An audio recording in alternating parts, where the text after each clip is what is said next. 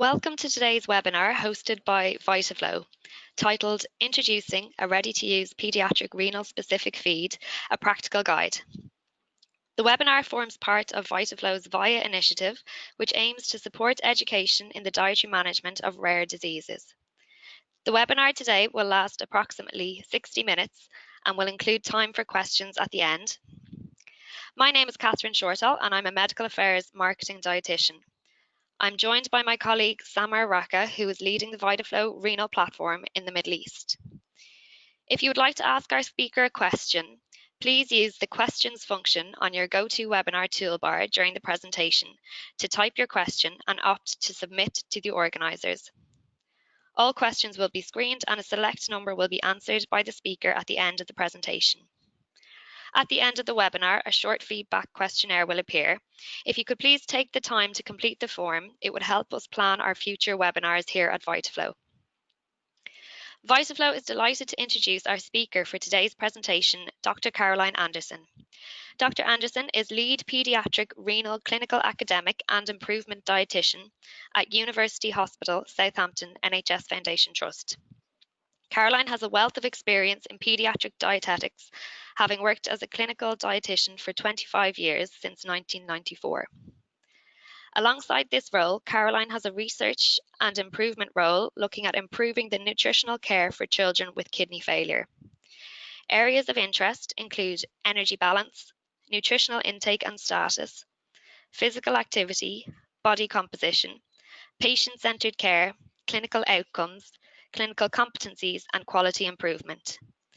Caroline is a member of the UK Paediatric Renal Interest Nutrition Group, known as PRING, and leads on research and development and quality improvement for the group. Caroline is also a member of the Renal Nutrition Task Force. VitaFlow would like to thank Caroline for taking the time to present for us today, and without further delay, I'd like to hand over to you, Caroline. Thank you, Catherine. Good morning. So today we want to look at a practical guide introducing the new ready-to-use paediatric renal specific feed. Let's just take a minute to look at the aims and objectives for today.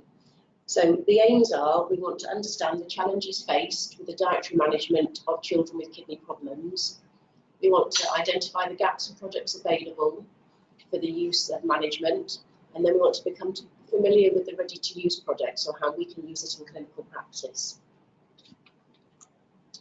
The objectives of this are to discuss the range of challenges that we face in the dietary management for children with kidney problems and how we currently manage this, to provide a practical demonstration of how the current feeds available may be tailored to help management, to demonstrate using case studies how the ready-to-use feed may fit into management, and then to provide a forum for asking questions.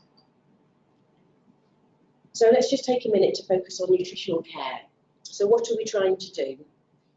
Well, we all know that we're trying to link our nutritional management to the functions of the kidney. We're trying to promote growth, development and well-being. We're trying to improve or maintain nutritional status. We're trying to optimise plasma biochemistry. We're trying to delay the progression of disease, and we're trying to reduce the chronic morbidities and mortalities in later life.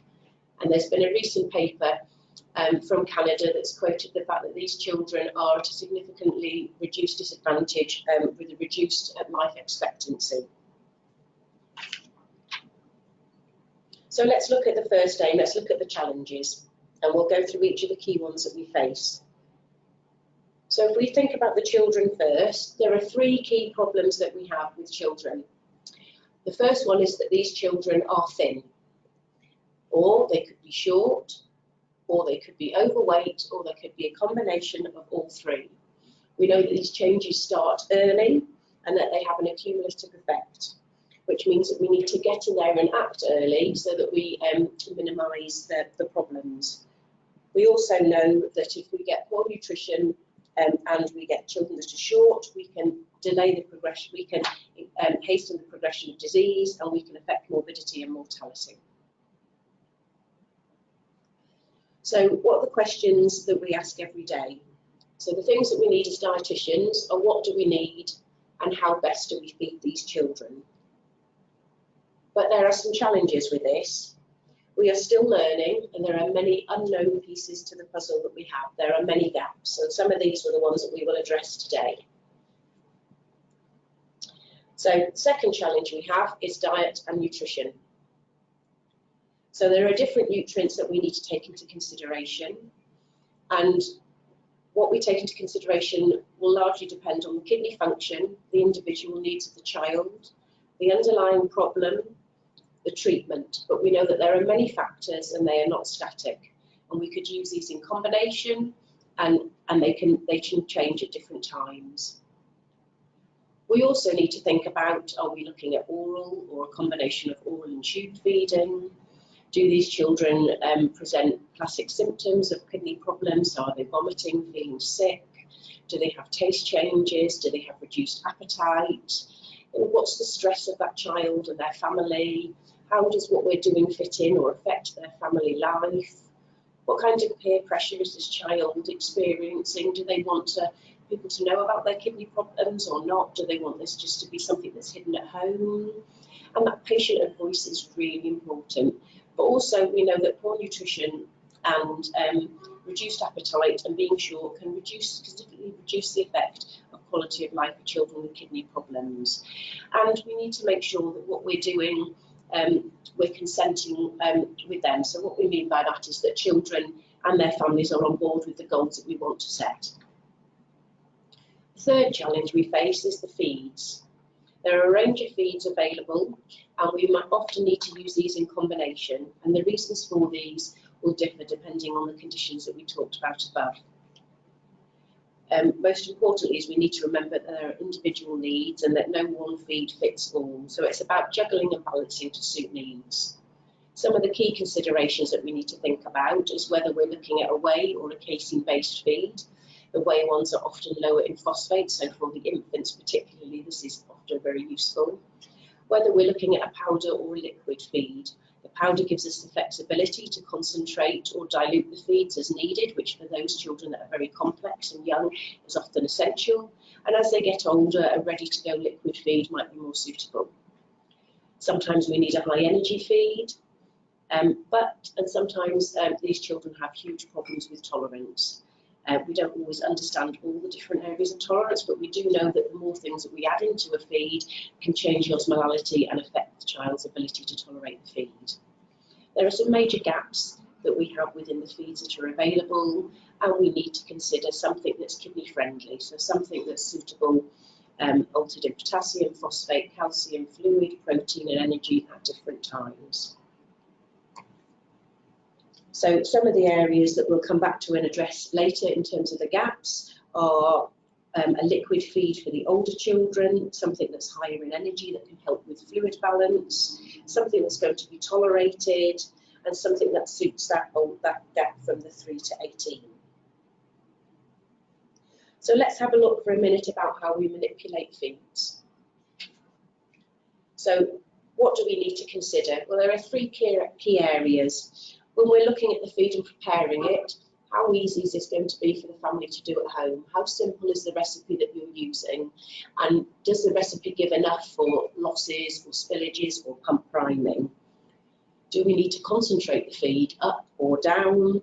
And how's that going to affect the osmolality? We need to think about the clinical need and the individual needs here. So it's a balanced seesaw to try and get the best of everything, and it's something that these families are going to comply with. So if we go back to our questions, what do we need and how best to feed these children? I just wanted to take a minute to talk about PRING and how we helped develop the feed that we're talking about today. We're a national group of dietitians who have been running for 25 years. There's 14 units that cover England, Ireland, Scotland and Wales, and there's about 20 dietitians, but we often work part-time, so it's about 14 whole-time equivalents. What we aim to do is to share knowledge and experience and improve care. We have a support network and we work collaboratively to develop resources.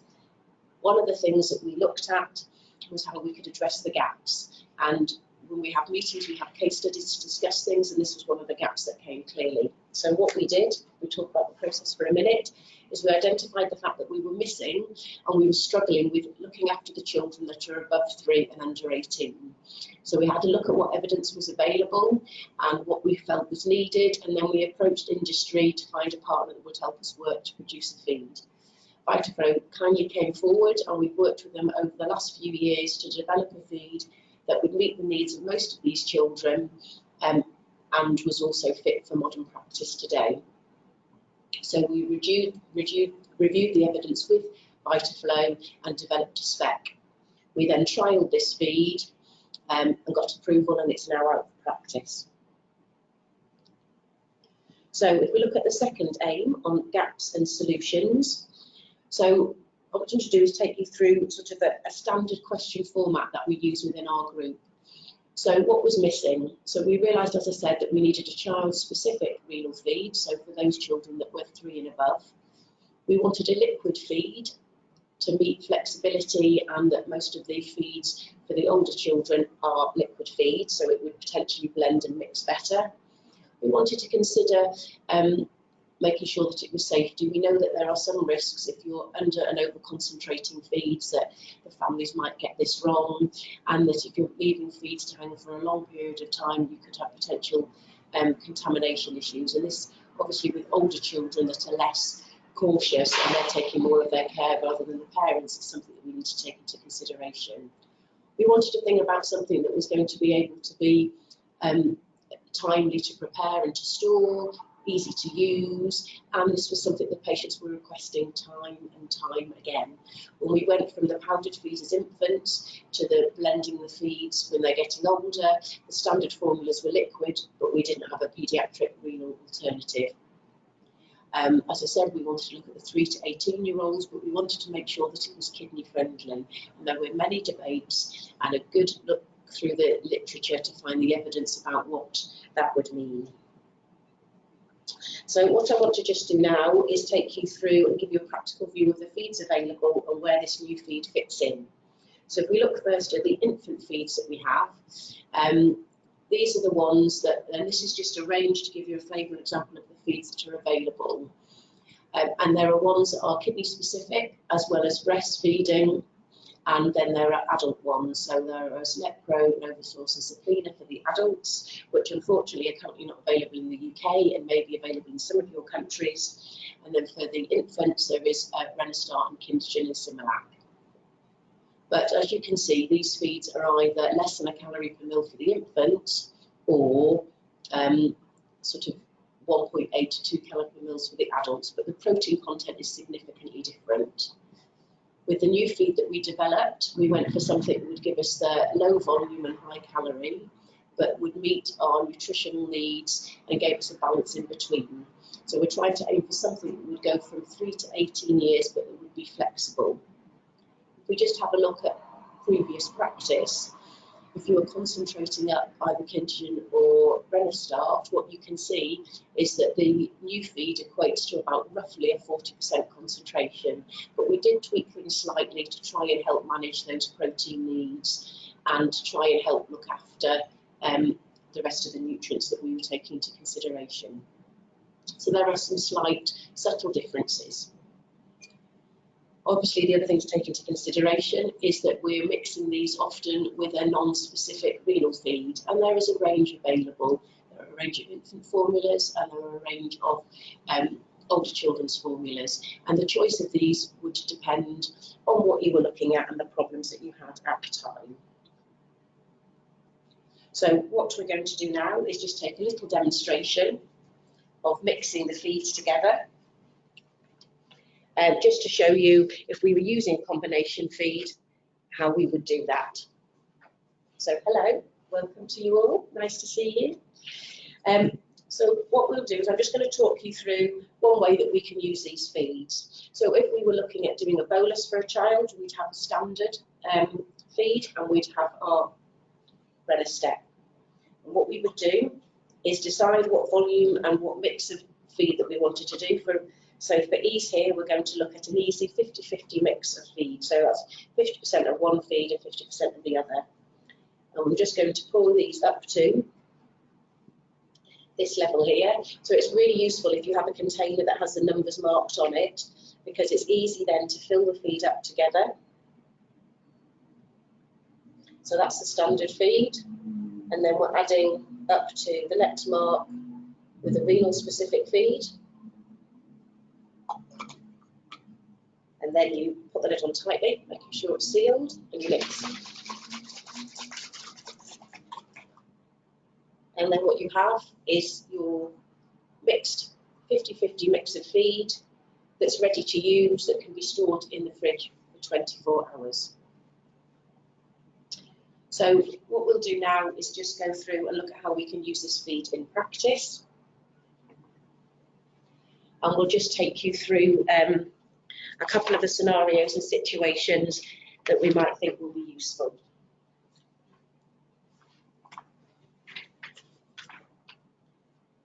So again, if we go back to the 5 questions, sorry, and I seem to have technically lost you then. We go back to the 5 questions that we've got, okay? So who do we need to consider? Well, we were looking primarily at the children and the teenagers here. We have Renastart for the infants, and remember this feed can actually be used up to 10 years, and there are situations where you would use the different feeds. So we were primarily looking at the 3 above and the teenagers. We wanted to look at making sure that we've got, we have the standard feeds available, and we have the specialist age-appropriate feeds for kidney, and also the specialist non-appropriate feeds. And then what criteria do we want to consider? Well, as we've said, it's important to think of the individuals, but also the family need, their environment and safety.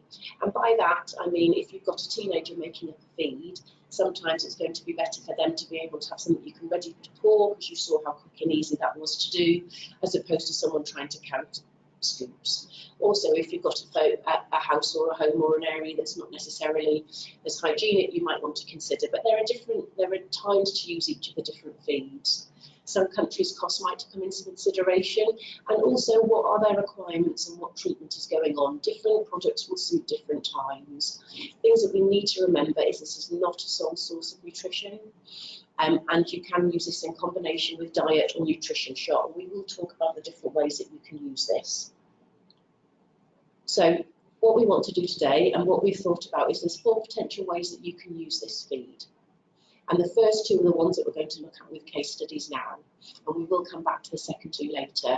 But one of the things that we need to remember and stress throughout this is the importance of individually assessing these children and monitoring them, because if we change the phosphate or the potassium using a renal specific feed, the other nutrients will change as well.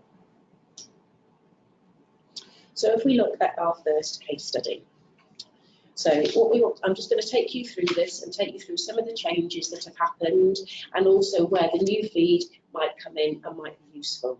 So this was a child that came to a kidney unit already on a feed. They were diagnosed with steroid nephrotic syndrome, and they were 3 years old. They were fluid overloaded, as you can see, and there was an estimation made of their dry weight. They had an increase in urea and a lowering albumin, but their electrolytes at that time were normal. They were severely fluid restricted, and as I said, they came over with us on a feed from their local hospital. And what you can see here is the requirements that this child had for their feed, and where this feed met their percentage of their requirements. So they were taking oral at the moment. So this feed was giving between a quarter and half of their requirements, depending on the nutrients that you were looking at. But at this time, their protein was high, but their phosphate and potassium were normal. As things changed, things started to deteriorate. This child then needed a gastrostomy because they were taking less and less oral intake as their steroids were weaned down, but their fluid restriction was relaxed a little. So they were moved on to an overnight feed, and their feed was rationalised to try and give a higher energy standard feed in a lower volume to allow them to have some fluid in the day. So they've got roughly just over half of their fluid allowance in feed, and the other half was drinks that they could have orally. So if we again look at their requirements that this child has got and their percentage of their requirements, because their oral intake was decreasing, this was giving more of their nutrients that they were having. And I apologise for the noise outside. And then over time, we gradually started to increase their nutritional requirements and increase their feed volume as their oral intake was dropping. Unfortunately, using their standard feed, if we just go back here a minute, what you start to notice is when you're using a standard feed for these children with kidney problems, their requirements, their percentage of their requirements starts to go over 100%. So here it might be a trigger to think, well, actually, this is a sign that some of their bloods might start to go off if their kidney function deteriorates. And this is exactly what happened. This child's phosphate levels started to increase, so then a renal specific feed, so the Renastart, the infant formula, was introduced as a blend in a mix and combination with the standard liquid ready to feed. And as you can see here, this nicely reduced the phosphate intake, but what it also does is it reduces the potassium intake. So again, this is why it's important that you need to continue monitoring. So that's, you can see the changes in the phosphate and the changes in the potassium. And that there was a fluid allowance and volume that they were given. And what also to note here is that the recipe that was made for these children is bigger than the volume that they've given to allow for losses and pump priming. So it's important to give a little bit extra to help to cover those inevitabilities. And then if we look at the child after this, then the child started to struggle with their fluid restriction, but on this combination feed, their electrolytes were stable. So the feed base continued to be the same, but a fat and glucose polymer was added and the volume was decreased slightly. So there was a bit of tweaking, manipulation of the recipe, and the benefit of having the powder here is that you were able to do that with the standard liquid feed. And as you can see here, the phosphate and the potassium altered again. So if we go back from here, you can see there. So you're going from 95 and 63% of their requirements to 86 and 57%. So they're small changes, but they help stabilise things again. Unfortunately, kidney function continued to deteriorate with this child and dialysis was required. So kidneys were taken out and a PD catheter was inserted. So inevitably their phosphate and potassium started to increase, and short term this feed was changed completely to Renastart. Now, just to make a note here, and we'll come back here, this was a short-term measure to help bring the electrolytes back under control. And as you can see, the potassium and the phosphate significantly drop. But in order to meet the requirements for this child, Protobol, which is a protein module, and Duocal, which is a fat and glucose module, need to be used. So we're just going to take a minute here to look at the role of Renastep and where you might potentially be able to introduce this. And as you can see, that by the time we got to this point with this child's care, there's a huge combination of feed that is required. And you're risking then increasing the osmolality of the feed and reducing the tolerance. So one of the ways that you could consider is using Renastep instead of the combination of the feeds above to produce the nutritional that this child would need with a bit more flexibility. And what I've shown you here with the different ranges of 5, 550 and 600 mils is depending on what you were aiming for the child's requirements, and whether you are now looking at a stable child with catch-up, you might want to choose a different volume depending on the needs that you've got. The other thing is that if this child is starting to feel less sick because they're tolerating the feed better, they may be eating orally. Therefore, you can have the less restrictive diet and use this, which will lead us on to the next case study. In this child's case, Renastep at that point wasn't available, so we had to use a combination, as we've shown here, of the Renastart and Nutrien Multifiber with those combinations. But as you can see here, there's a demonstration of the flexibility and the options that you need to take into consideration. So you can see, we'll just highlight there the protein and the end stage of the potential feed that you could use as a direct swap, but the considerations you need to think about protein and calories, as well as the electrolytes. And again, it's important to monitor. So if we look at the other end of the spectrum and we look at where we could use Renastep as a nutritional source, but to increase the flexibility of the diet, we have a young man at 17. He's had a renal transplant and he was diagnosed at birth with his condition. He was a balanced child. He's had a long-term history of poor intake and a long-term history of refusing feed and supplements, and he was currently refusing feed and supplements. He had been on an overnight gastrostomy, but there were huge problems with the volume and the recipe. Making up a recipe that involves 40 scoops, the tin scoops in the product each day, was something that they were struggling with. This child, as he was almost an adult, was left to do these things on his own, and often he didn't do them if his parents were working. The other thing to note, that although he was 17, he was the height and weight of a 12-year-old. So there was many psychological and support issues going on with his family. They also lived off convenience meals and anything that would go into a microwave or an oven that was ready to feed, so the flexibility within changing their diet and the willingness to do that were not there. So the challenges that we faced with this child were long-term compliance issues, a lack of parental support because they felt that he should really at 17 be taking more responsibility, and that's a really difficult area to manage and support both the child and the family. There were long-term poor appetite issues that had major psychosocial events on this child, and he'd been in and out of specialist units to help with this. He was thoroughly fed up, and he was very good and very vocal at sharing this with us, and we tried to work with him. And he was one of the many ones that said, I just want a liquid feed. If I'm going to have something, I want something that will go down the tube that's quick and easy. As we said, although he and his sister did cooking, it was more coming out of a packet and into an oven or a microwave, and it was quick and easy. And he just did not enjoy and does not enjoy food. And the quality of the diet, we have major concerns about his micronutrient intake. So what we did is, this case study raises a couple of issues. Do you aim for someone with a height age of 12 for their requirements, or an actual age of 17? And I've put the range up here for you to see. So when nutrients like calcium and phosphate, the requirements are the same, but for protein, potassium, particularly protein and energy, these requirements vary quite differently. And what we tend to use, and we take a pragmatic approach in the UK, and we start with the lower requirements as the initial prescription, particularly if these children are thin and have poor appetites, and then we work from there and monitor.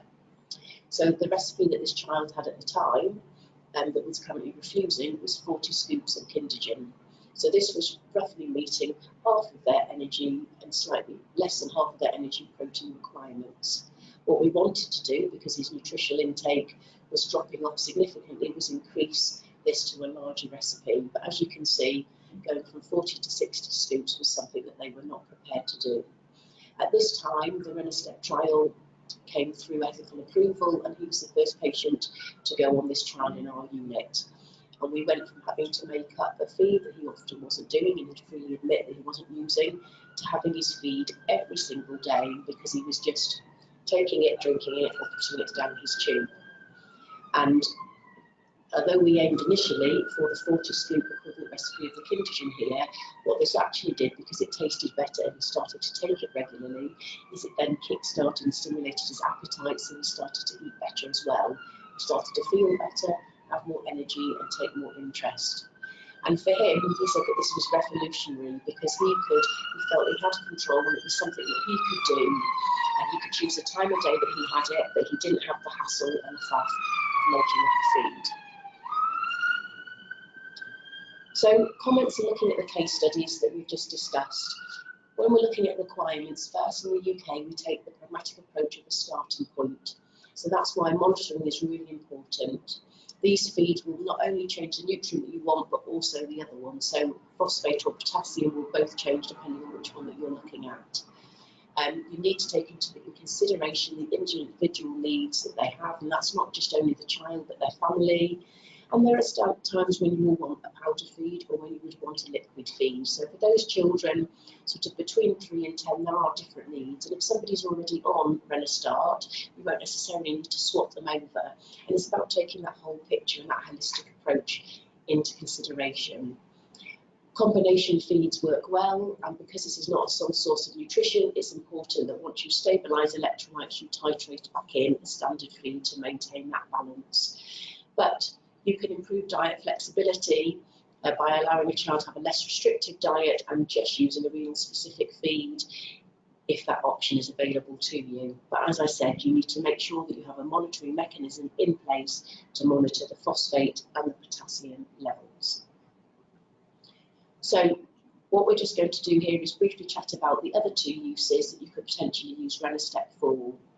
So the third one is in times of illness or reduced intake. So in short-term measures, if a child is really sick, we've often had families say, but it's not something that we could give them that would just help them. And if you've got concerns with potassium and phosphate, then you might choose Renestec as a short-term meal replacement with monitoring in place just to get them over this. We all know that these children with repeated illnesses lose significant amounts of time for nutritional intake, and then it puts them on the back foot, and it's even harder to catch up those growth losses. So if we can minimise those losses by giving them a nutritional supplement that has everything in it that looks after their kidneys, we might help reduce this risk.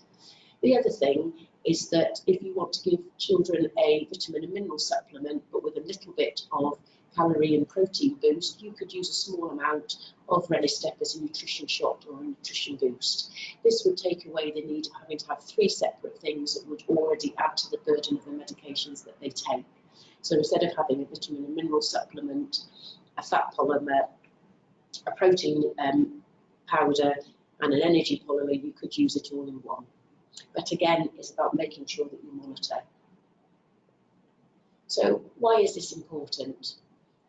Well, we know that we need to help these children grow, and growth for them is crucial. We have babies, parents that come to clinic with the babies that say, well, will my child reach their height that they should do? Will they be able to be my height or my wife's height? We know that good nutrition will delay the progression of disease, and we know that good nutrition and good appetite will help health and well-being and help health-related quality of life. We know that we need to make sure that the patient is at the centre of care and their decisions and their goals are taken into account. So having something that meets their flexible lifestyle is really important. We want something that's going to encourage them to be able to attend school. So being less time in hospital by giving better nutrition and having supplements that are flexible means that they're not different from their peers will really help. We know that these children are really complex and there's no cure, so we need to work and find the best way to minimise or reduce that burden by adding more complications and complicated feeds.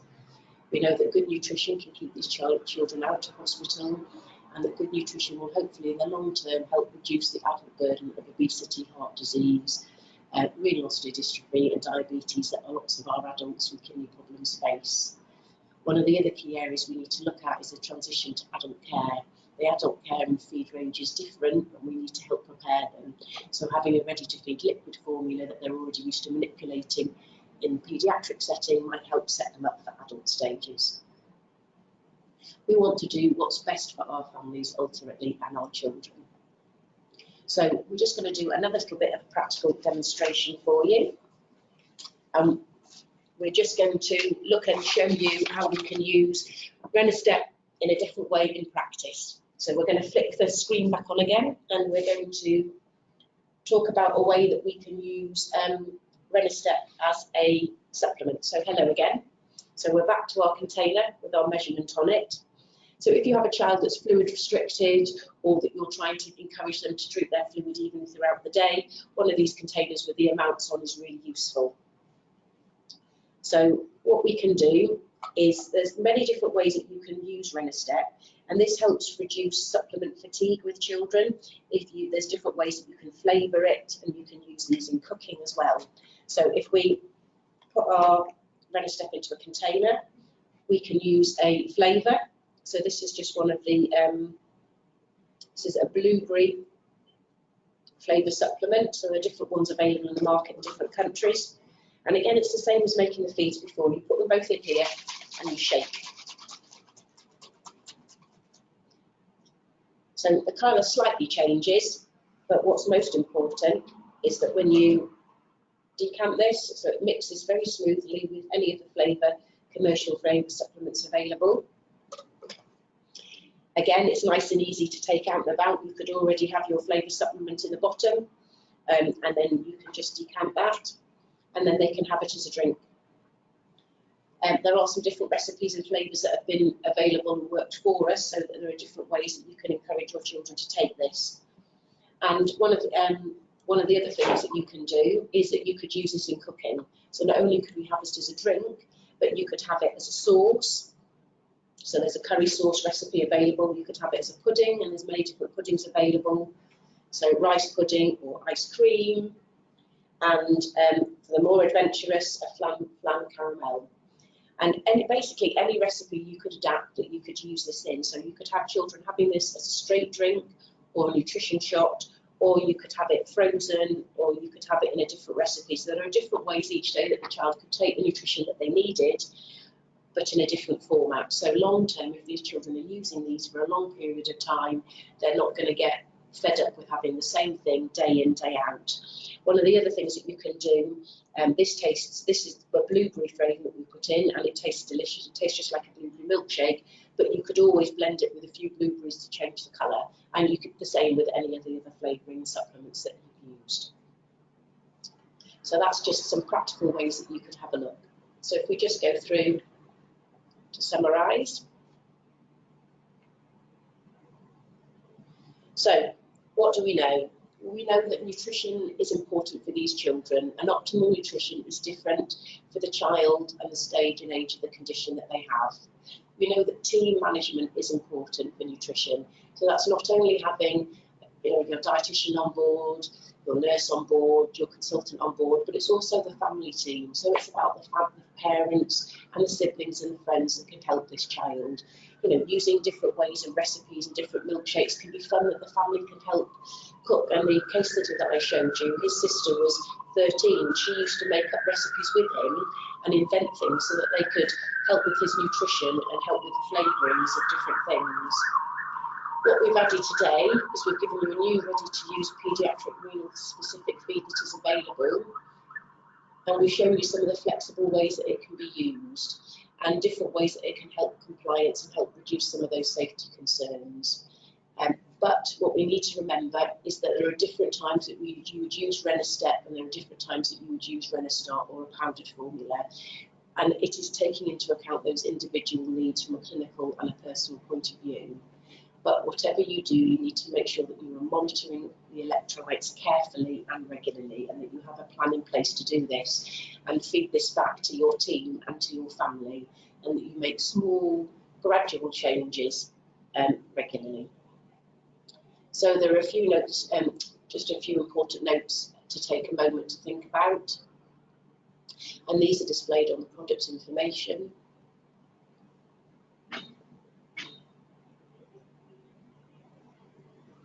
And the kidney that you saw throughout the picture is actually taken from the World Kidney Day videos that are brilliant educational resources for children to explain kidney disease, but we also find them very useful for healthcare professionals entering into the world of kidney disease. So I'd like to thank you, webinar, for hosting this, Bountiflow for hosting this webinar today. I hope you found it useful. I just want to let you know to watch out for the National Consensus Nutrition Statements that are being developed by the task force, and we hope that the first statements are due later this year or early in 2020, and we're really excited about these because we hope that they will help further guide and support practice. And thank you for listening to me today. Thank you, Caroline, for taking us through that in so much detail. We have a couple of questions that have been submitted here. So the first one is, my patient is 10 years old and on a strict fluid allowance. Do you have experience of using Renastep in this situation? Yes, one of the advantages and areas that you could use Renastep is because it is a low volume and high calorie, it means that you can actually give more nutrition in a smaller volume. So we've used it with a child in combination with eating, so that then they've had a bit of fluid available to have the drinks that they wanted to, but they've had a good, easy, convenient nutritional shot. And being 10 years old, it means that we were able to get their nutritional requirements in, but also have more independence, that they could pour and open the supplement they've used. And we found that it's worked very well in practice for children like that. Great, thank you very much. And the second question we have here is from Nina. Thank you. Nina is wondering, what is the role of casein versus whey protein regarding Renastep, because Renastep has 100% casein?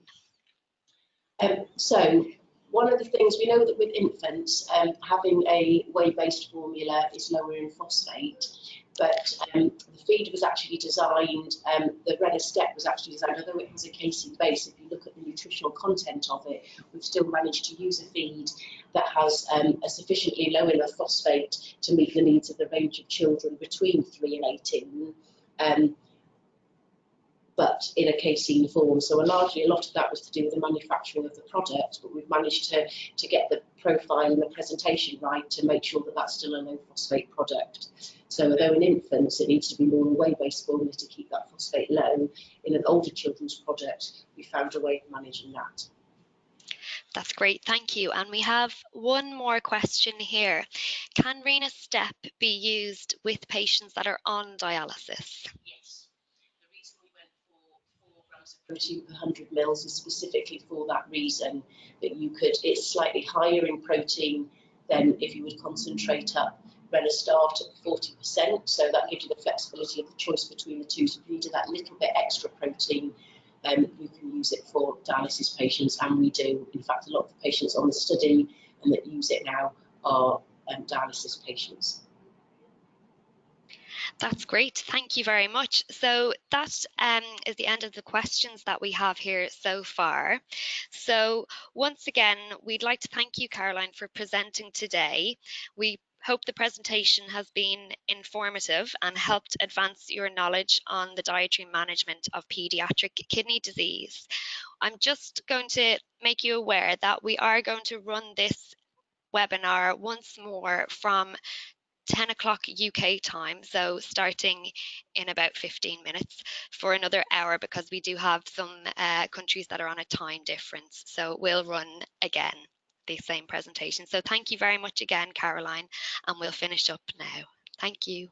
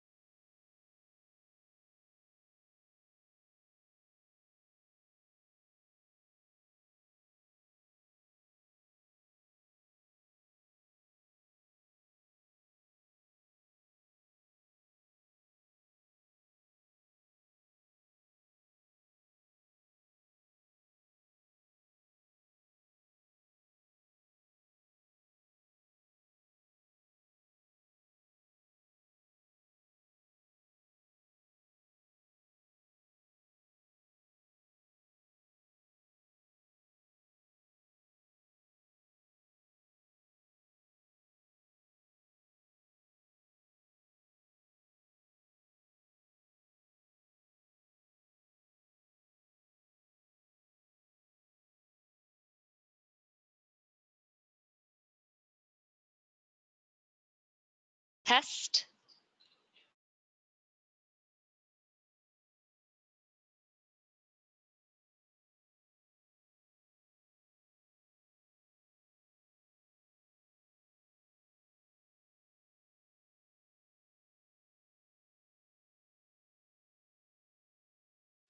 Apologies for the technical issue there. We're going to restart again. So welcome to today's webinar hosted by VitaFlow, titled Introducing a Ready-to-Use Paediatric Renal Specific Feed, a Practical Guide. The webinar forms part of VitaFlow's VIA initiative, which aims to support education in the dietary management of rare diseases. The webinar today will last approximately 60 minutes and will include time for questions at the end. My name is Catherine and I am a Medical Affairs Marketing Dietitian. I'm joined by my colleague Samar Raka, who is leading the VitaFlow Renal platform in the Middle East. If you would like to ask our speaker a question, please use the questions function on your GoToWebinar toolbar during the presentation to type your question and opt to submit to the organisers. All questions will be screened and a select number will be answered by the speaker at the end of the presentation. At the end of the webinar, a short feedback questionnaire will appear. If you could please take the time to complete the form, it would help us plan our future webinars here at VitaFlow. VitaFlow is delighted to introduce our speaker for today's presentation, Dr. Caroline Anderson. Dr. Anderson is lead paediatric renal clinical academic and improvement dietitian at University Hospital Southampton NHS Foundation Trust. Caroline has a wealth of experience in paediatric dietetics, having worked as a clinical dietitian for 25 years. Alongside this role, Caroline has a research and improvement role looking at improving the nutritional care for children with kidney failure. Areas of interest include energy balance, nutritional intake and status, physical activity, body composition, patient-centered care, clinical outcomes, clinical competencies, and quality improvement. Caroline is a member of the UK Paediatric Renal Interest Nutrition Group, known as PRING, and leads on research and development and quality improvement for the group. Caroline is also a member of the Renal Nutrition Task Force. VitaFlow would like to thank Caroline for taking the time to present for us today. And without further delay, I'd like to hand over to you, Caroline. Thank you and welcome. Today we're going to look at a practical guide introducing the new ready-to-use paediatric renal specific feed. I'm just going to take you through the aims and objectives of the session to explain what we're going to do. So the first thing we want to do is to look at the faces that we challenge when managing children with kidney problems. Secondly, we want to look at the gaps in the products that are available for use and how we can solve these gaps to help improve management. And then we want to become familiar with the ready-to-use paediatric feed. The objectives that we want to look at are to discuss the range of challenges that we face when dietary managing these children with kidney problems. We want to give a practical demonstration of how the current feed available can be tailored to use to help in management. We want to demonstrate with the use of some case studies how the new ready-to-use formula can help improve clinical management, and we want to provide a forum for answering questions. So if we just take a minute to focus on nutritional care, what are we trying to do? There are 5 key areas that we're trying to look at. We want to promote adequate nutrition for growth and development and also health-related quality of life. We want to improve and maintain nutritional status. We want to optimize plasma biochemistry. We want to delay the progression of disease. And we want to reduce the risk of chronic morbidities and mortality in later life. So let's focus on the first aim. Let's look at what are the challenges that we face with these children. Well, there are several areas. The first one is the children that we see. And there are 3 key challenging areas. Those children that are thin, those children that are short, and those children that are increasingly overweight, or they could be a combination of short and thin or short and overweight. We know that changes start early and that there's an accumulative effect. Therefore, if we don't manage and address these situations early, we're on the back foot and trying to catch up becomes extremely difficult. It is important that we act early and we monitor closely. And we know that poor nutrition and those that are severely stunted can worsen the progression of disease and increase morbidity and mortality. And in the recent years, a Canadian study has also showed that children with kidney failure have a significantly reduced life expectancy, so they're already at a severe disadvantage. So what questions do we ask every day? Well, the two key areas that we look at is what do we need and how best can we feed these children?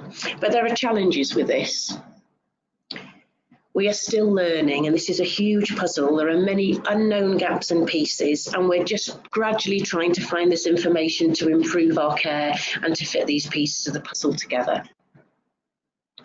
We look at the second challenge, diet and nutrition. There are many different nutrients that we need to consider, and what we consider will depend on their kidney function, the underlying problems, the different treatments, but there are many factors, and it's important to remember, as you know, that this is not a static thing. Things can change regularly, and that's why monitoring is really important. The other things we need to consider is, are we looking at oral or tube feeding or a combination of the two? Do these children already display symptoms of nausea and vomiting, significantly reduced appetite, significant taste changes? All of these can add to the stress. If your favourite food is chicken but it tastes like nuts, you remove the enjoyment of food. There's also stress in family life. Does what they need in their care fit family life, fit their individual needs? Do they experience peer pressure? Do they want to be like their friends and people not know about their kidney function? What is their quality of life? We know that a parent's quality of life can be significantly reduced from a child's, and it's trying to meet both their needs, and it's trying to have that patient voice. And for us, it's the child's voice as well as the parent's voice, and sometimes the sibling's voice can be equally as important. And then there's issues about consent and advice. We can give advice, but they have to consent and want to do it, and it has to help meet their goals as well. And all these things need to be considered. The third challenge we have is the feeds. There is a range of many different feeds available to us. We know that breast is best, and what we encourage for infants is trying to have something closest to this if we can't use breast milk, and there are a range of feeds available, whether they're standard infant formulas or specialist kidney formulas. Then we have adult and paediatric standard feeds, and we have specialist non-feeds. And what we use and what combination we use will depend on the conditions that we mentioned above, what's happening with their kidney function, their growth, their treatment, and any other problems that they may have.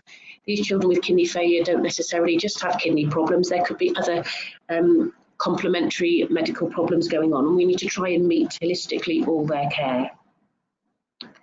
Other things we need to consider are the different types of things within the feeds. So are we looking for whey or casein-based formulas? We know that with infants, whey-based formulas are lower in phosphate, so it's important to look after bones and try and aim to use these formulas primarily. Are we looking at a powder feed where we can manipulate feeds, or would a liquid feed be okay, and is there one available? Do we want a high-energy feed? Are they fluid restricted? Are they tolerating feeds? Are we adding so many different things into the feed that it's causing tolerance? And what are the gaps? And are we meeting all the different nutrients that they need for kidney requirements? We'll come back to the gaps in a minute, but one of the things to look and highlight here is that current feeds available have a gap in whether they have a liquid alternative, whether they are high fluid, high energy, low fluid, whether they're tolerated well, and what do we give the children that are 3 and above that have kidney problems that need altered nutrition for potassium, phosphate, calcium, fluid, energy and protein. So if we look at manipulating feeds, there are different challenges that we face when we're manipulating feed. The first one is, how are we going to prepare this? So are we looking at scoops, or are we looking at measuring different volumes of fluids? Are we mixing a combination of scoops and fluids? And whether we do water to or total water will affect the overall concentration. Do we need to concentrate up the powder aspects of feed, or do we need to dilute them down a little bit? How does that affect the nutrient status of the vitamins and minerals? And if we're adding extra supplements to the feeds, like a glucose polymer or a fat polymer or a protein polymer? Does that affect the osmolality of the feeds? If we go back to our questions that we look at every day, these are things that as a national group that we've focused on when we look at case studies and we discuss challenges with patients that we face. So I'm just going to take a minute to talk to you about PRING and how we developed Renastep with VitaFlow. So we're a national group that was established about 25 years ago to share knowledge and experience to improve care. There's 14 units in the country, so that's England, Ireland, Scotland and Wales, and there's about 25 dietitians, but most of us work part-time.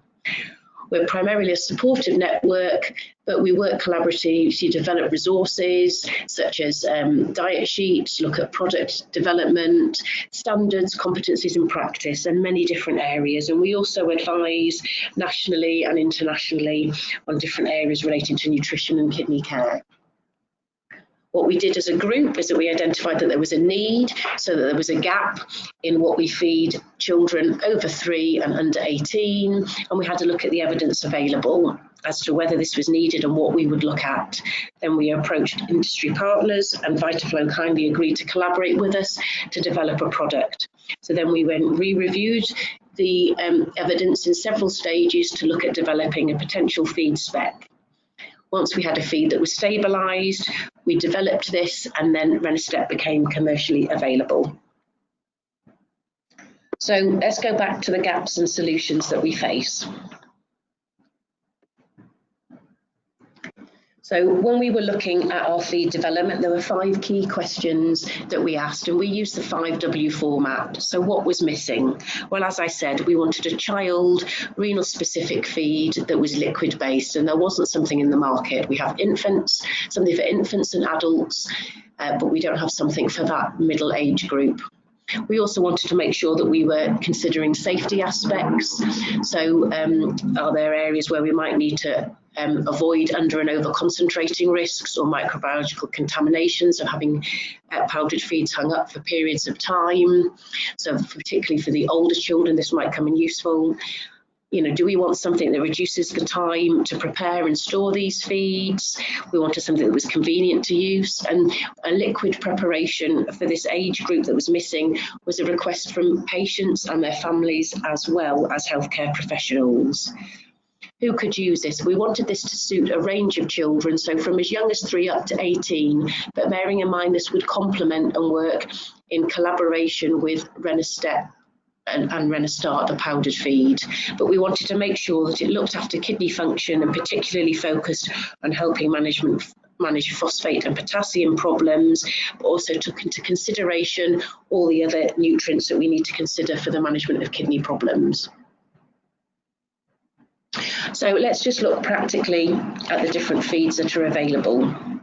So if we have a look at the infant formulas, as you can see, compared to breast milk, there are different formulas available around the world, and all of these will have a slightly different protein, potassium and phosphate makeup. And then we have the adult formulas that are available. Unfortunately, most of these are no longer available in the UK. And these are higher energy, higher protein. And although they're still reduced phosphate and potassium for the adult world, they're still significantly higher from the paediatric world. So we developed Renastep. So to fit in between these two needs, we wanted something that was fluid restricted, so higher calories in a smaller volume, and that met the protein nutrients slightly higher than the infant formulas, but lower than the adult formulas, but still looked after phosphate and potassium problems that we might encounter. So if we have a look at traditional practice that we have at the moment, so standard infant formulas, as closest to breast milk are of 14%. So the reason we've got the blue for Kingen and Renastart there is to show you that if you made either of these formulas up to a 14% concentration, they equate to the thing that was closest to breast milk, so for the very early babies. The recommendations on both products are in red, so the 20%, so that's a 1 kilocal per mil, because there are many instances with specialist formulas that you need higher energy and slightly higher protein, but still low enough to look after kidney function. So the recommendations on both manufacturers' products are for a 1 kilocal per mil, but for new babies, you might want to start at a slightly reduced concentration. So we went for Renastep, that is closest to the 2 kilocal per mil, so 40% concentration, but we did alter slightly the potassium and the phosphate and the protein to try and meet that age range of needs. What I just wanted to look at for comparison is the range of infant formulas and older children's formulas for non-renal specific feeds. And what I've highlighted here in red is the different nutrients we might want to consider for kidney problems and the differences that you've got. And as you can see, there is a range of calories from infants, from a standard one that's closest to 14% or breast milk through to 1 kilocal per mil, a range of protein intakes, and a range of sodium, potassium, phosphate and calcium, amongst other nutrients. And then with the older formulas, again, there's a range of different nutrients, but these are all significantly higher in protein and calories, but also in phosphate and calcium and potassium. So we're just going to take a little bit of a demonstration for you.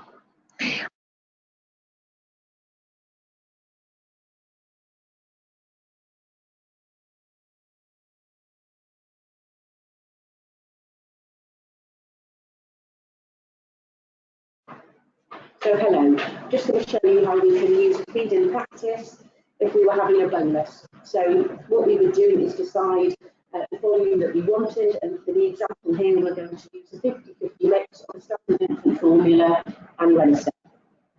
So one of the easiest ways of doing this is having a ready-to-make shaker with the volume written on the side.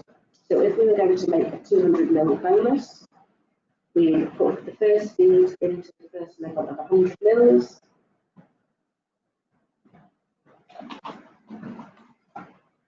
Then we would take the Renastep and do exactly the same, up to the 200 ml volume.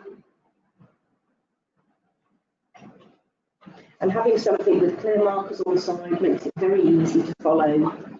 So it's easy for all different ages and eyesight to find, with or without glasses. And then you just mix the shake, making sure the lid's firmly on. And then what you have is a blended feed or a blended bolus that you can refrigerate for 24 hours of use that's ready to go. So once you've worked out your calculations, it's very simple and mixes very well with the other combination feeds that you will need.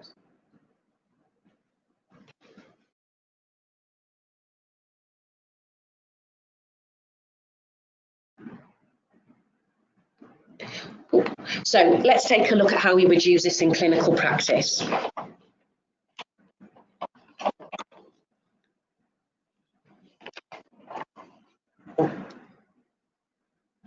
Sorry, okay, let's go back to our 5 questions. So what do we need to consider when we're looking at clinical practice? Well, we've talked about the WHO. We're looking for something for children and teenagers. Infants are covered by Renastart, but there is an area between 3 and 10 where you might use Renastart or you might use the new feed. What types of feeds do we have access to? Well, we have the standard feeds, we have specialist age-appropriate feeds, and we have the specialist non-free feeds. And what you use will depend on the combination and the individual clinical and personal needs of the family and child. What criteria do we need to consider? Well, it's not just the child's needs, it's what's going on in the family and their lifestyle, their environment and their safety, their cost, their nutritional requirements and their treatment. So if we just go back to a couple of those points just to look at them in closer consideration. In terms of environment and safety, if you're using with an older child a recipe that's using 40 scoops or 60 scoops, you're risking errors of making up and measurement. Therefore, having a liquid feed that's ready to go might help reduce that safety. There are some countries where cost comes into consideration. And also there is a range of different requirements in different times and different treatments that may require different mixes of feeds.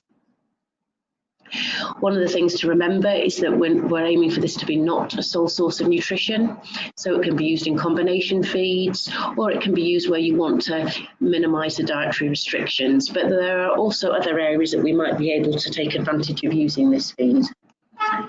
So what we're going to do first is concentrate on case studies where we've got combination sources of nutrition, so a standard formula with a Renastep, and also when we can use it as a supplement with a less restricted diet. And then we'll come back to the other two cases after.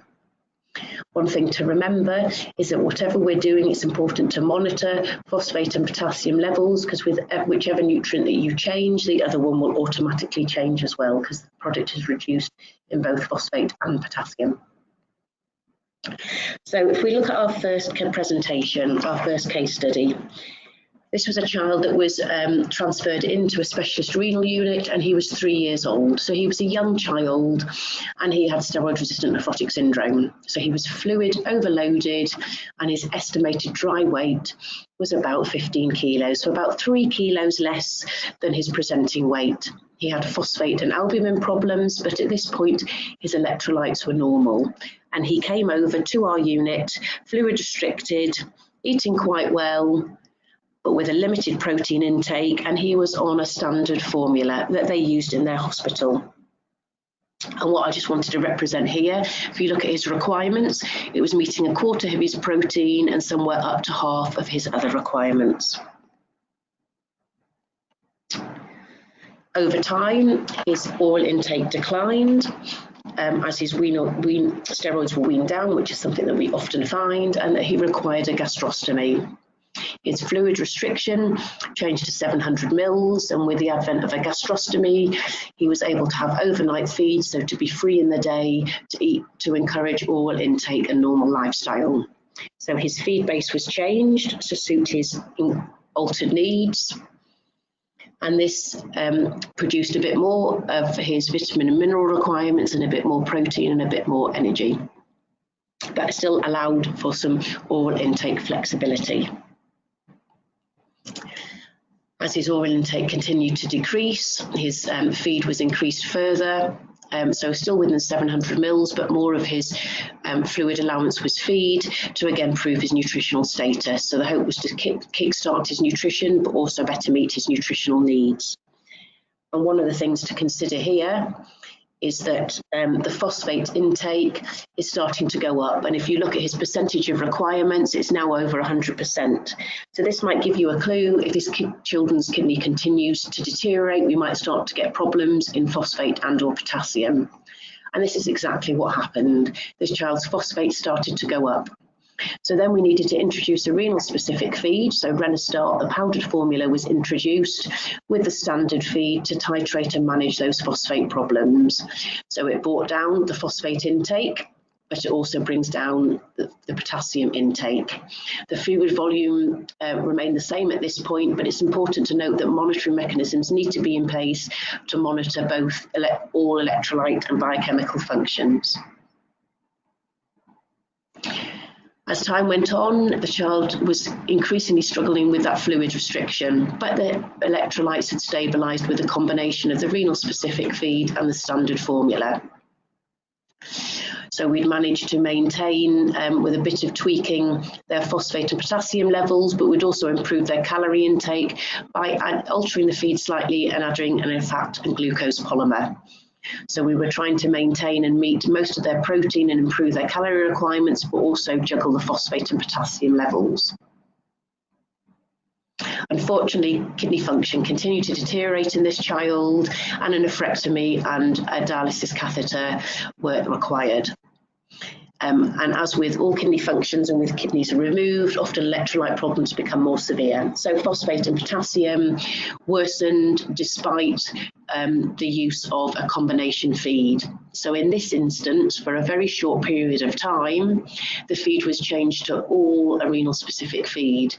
But not only did you have Duacal in this feed, you also had the addition of a protein module to try and improve protein requirements. And on dialysis, often you need slightly more protein. So as you can see, the protein intake was upped and titrated with the urea levels. The calorie intake was upped as well. And the protein and potassium were reduced further to try and help biochemical levels. Worth noting here that this was a short-term measure to bring everything into consideration, and longer-term feeds were titrated again to make sure that we were monitoring that phosphate potassium levels, but we'll come back to that in a second.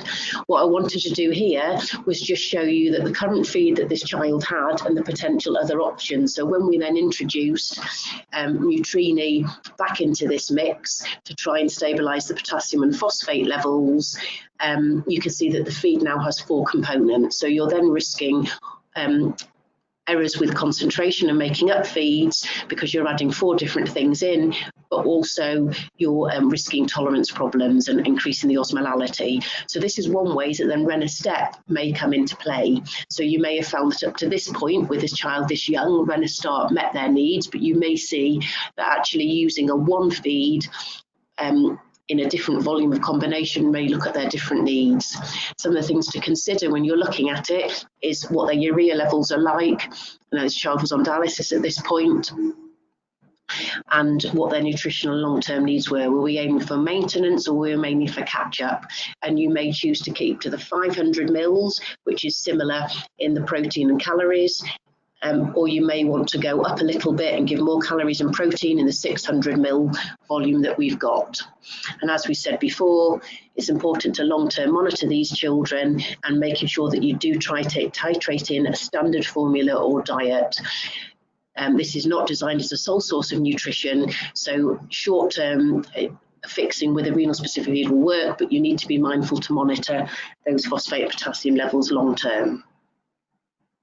So if we move on to case study 2, this is looking at an example of where you could use the Renastep in combination with diet to relax diet restrictions.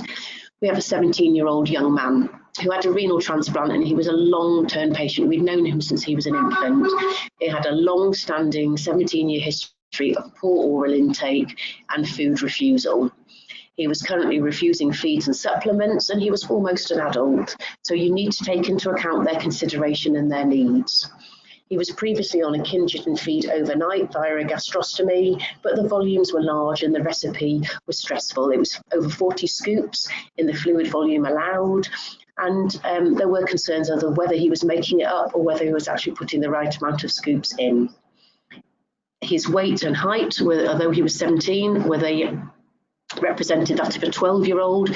So there were major psychosocial issues as well about this young man being a young man, but in the body of a much smaller child.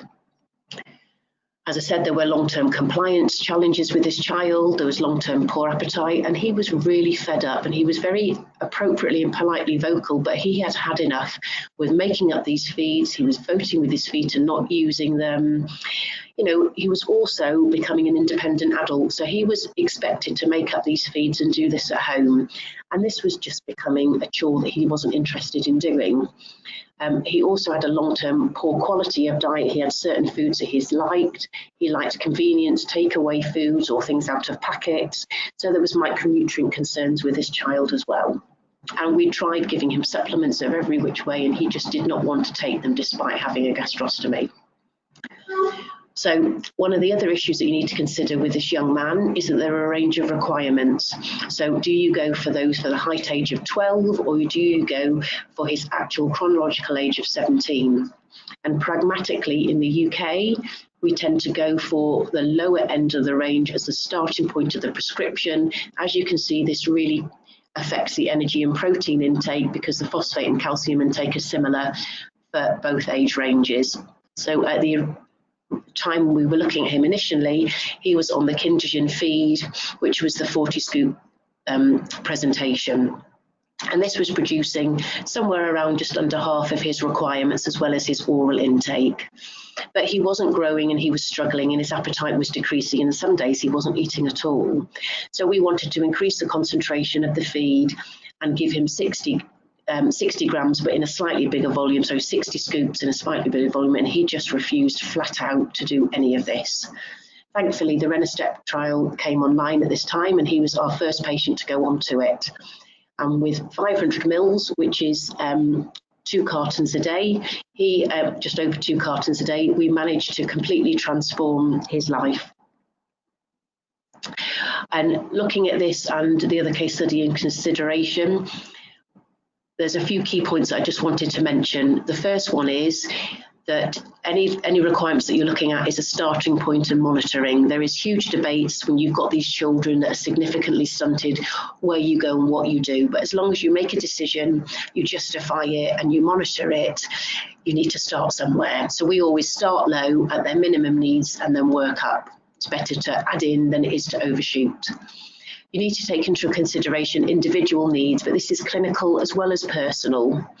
And there are different times that you would use a powder renal specific feed or a liquid renal specific feed. So Renastart or Renastep may be used at different times and may interchangeably depending on what is going on. You can use Renastep with combinations of standard feeds, or you can use it with a combination of diet to allow increased flexibility. But whatever you do, you need to monitor the potassium and the phosphate. The child in case study 2, swapping onto a diet that was more flexible with a liquid formula in a small volume, completely transformed his life. He engaged again, he took his feed and he was more interested, and actually having that nutrition every day then gave him more energy. So I think it also helped his psychosocial levels, and we know that nutrition can help improve your health and well-being. So there are 2 other ways that you might be able to use Renastep. One is at times of illness or reduced intake, and one is as a nutrition shot or boost. When these children are ill, we're often asked, what can we do? What can we give them? And these are the children that might not necessarily be on a feed or formula, but get repeated bouts of illness. So they're susceptible. And those are the ones that we know that we struggle to get catch up or even maintain their weight and their height trajectories. So there may be times that you might want to use a renal specific feed short term just to get over this period of illness. But what you'd need to do is make sure you have a mechanism in place to monitor their phosphate and potassium levels. The other way that you might be able to use this feed is as a nutrition boost or shot. Often children that need a vitamin and mineral supplement may actually also need a little bit of calories and protein as well. And rather than giving several different combinations of polymers and modules, you might want to use everything in a one-stop shop that you can give, that they can choose at a time that suits them. And this links through to our next demonstration that we'll talk about in a minute, about how you can use this practically. But I just wanted to take you back to think about why this is important. Growth is the biggest question that we get asked. What height will I be? Will I be as tall as my friends and my parents? And we know that good nutrition will delay the progression of disease and will help health and well-being. We know that with quality of life, that if you are short or you have a reduced appetite, you have a reduced quality of life. And we also know that children perceive to have a better quality of life with kidney function than their parents. Their parents grieve at the loss of what could be normal far more than the children do. So you have to meet that balance. We know these children are complex and there is no cure, and we're trying to have them as normal life as possible. Good nutrition can help encourage school attendance and reduce hospitalization. It can also help in the long term manage obesity, heart disease, bone problems and diabetes. And we need to be mindful that these are major complications in adult world that we need to be taking consideration and managing as early as we can in childhood. We need to make sure that we are focusing on what the child needs and working with them rather than to them, and that we need to take into consideration of getting these children ready for adult care. So that is making them the centre of the discussions that you're having, helping them have a choice in what they do, and also sometimes that might mean using the liquid feeds, because in the adult world that is the preparations that they will be involved in. Whatever we do, we will know that we all want to do the best that we can for these families and children, and that's the heart of everything that we do, and that we hope that with having more flexibility and range of feeds we will be able to answer this and meet these needs. So we're just now going to go on to looking at some more practical tips of how we could use the drinks and recipes in practice.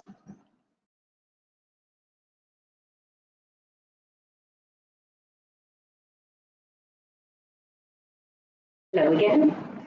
So the first thing we wanted to do was look at how you could make, how you could vary what we're using with Remistec. So if you're having a diet that's slightly relaxed, but they need a nutritional supplement that's more specific, one of the things that you could do is flavour Remistec. So again, using the shaker, you can pour in the food that you want. So you can pour in Remistec, and then you can add the different flavourings to it. So what we've got here is a blueberry flavour. So if we put this in and mix it together, and then what you do is you simply shake. It's a good shape and it mixes evenly throughout. So we've developed some recipes of different, with different flavourings so that you can have much more flexibility with the children.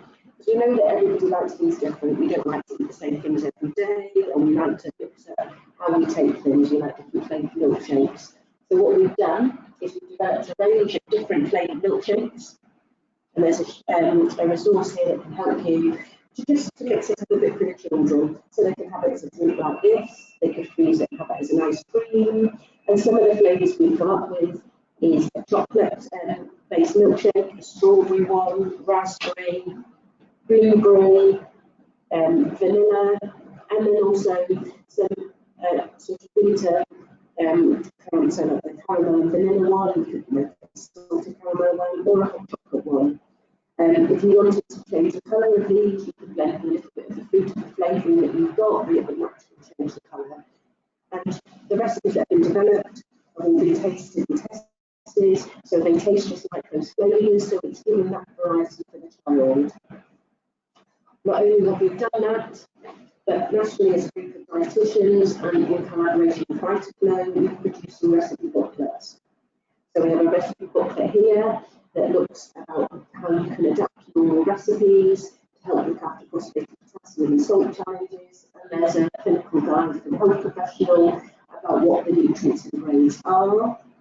But one of the other things I said is it's important to have flexibility in using Remistec for older children. So one of the ways that we can do is to use it in cooking.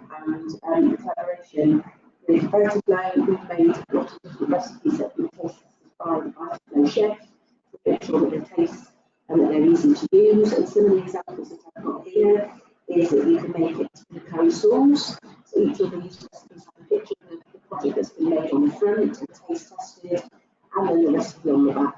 So the ingredients, the method, and the key nutritional content. So as I said, you can use it in different sauces. This is a curry one here, and you can use it in different puddings. So we have a rice pudding one. We have an ice cream. So these are all very simple and easy to use recipes, but for the more adventurous ones, we also have things like flan caramel. Now these have all been tasted by different healthcare professionals and families, just to taste test to make sure that we were using this in cooking. But one, it's easy to use and blends in, and two, doesn't detract from the taste that you're using. So as you can see here, if you're giving a child one bottle or two bottles a day, one could be a straight drink, and one could be a milkshake, or it could be a frozen dessert, or it could be part of cooking. So it means then that you can incorporate this into their daily life, to fit their needs, and also mix it up to give them a bit of variety.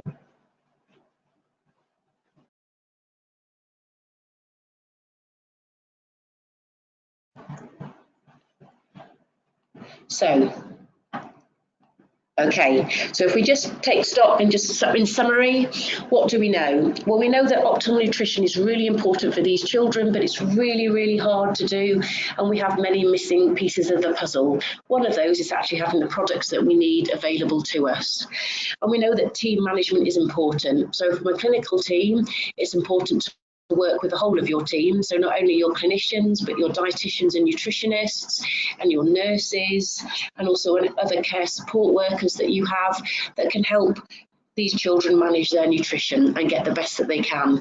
But that team is also their family and their support network. So it's their siblings, it's their friends, it's their parents, it's their grandparents. If we work with everyone together, we can help make these children feel this is just a normal part of their lives and not change.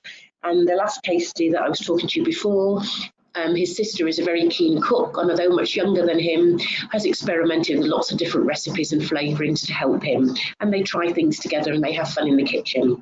And we've had over the years some of our children want to go into chefing because they've become really interested in what they can do to help things better for them and other people. And what has this seminar added? Well, we have a new ready-to-use paediatric renal specific formula that's now available. It's flexible to use and it can help support patient safety and compliance.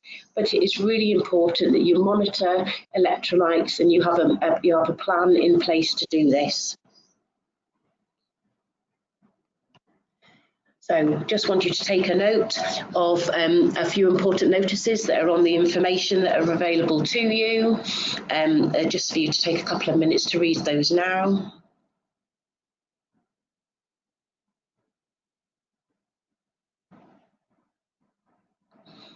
As I said, this is on the manufacturer's information that you get, but it's just important to note this.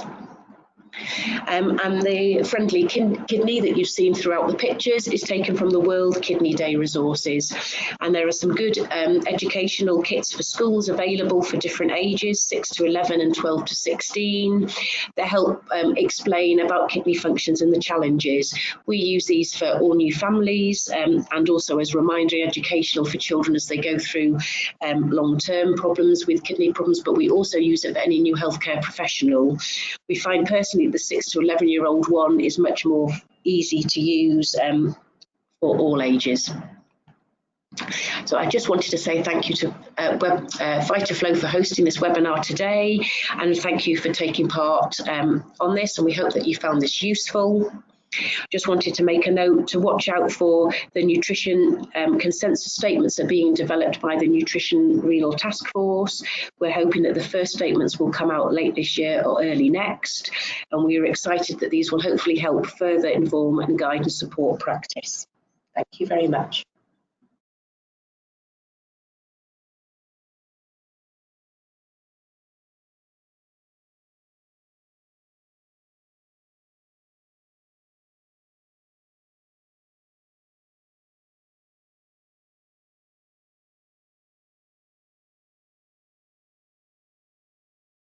Sorry for the delay there. My microphone has taken a second to come on, but thank you very much, Caroline, for taking us through that in so much detail.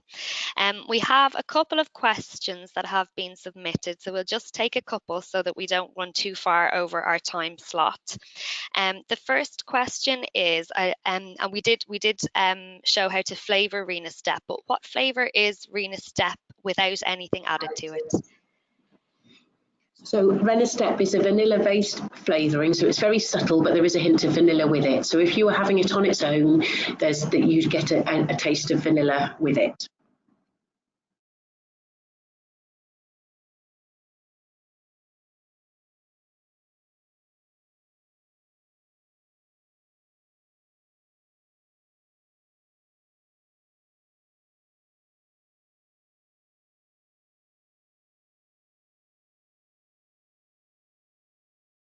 Apologies again, my microphone doesn't like to come on.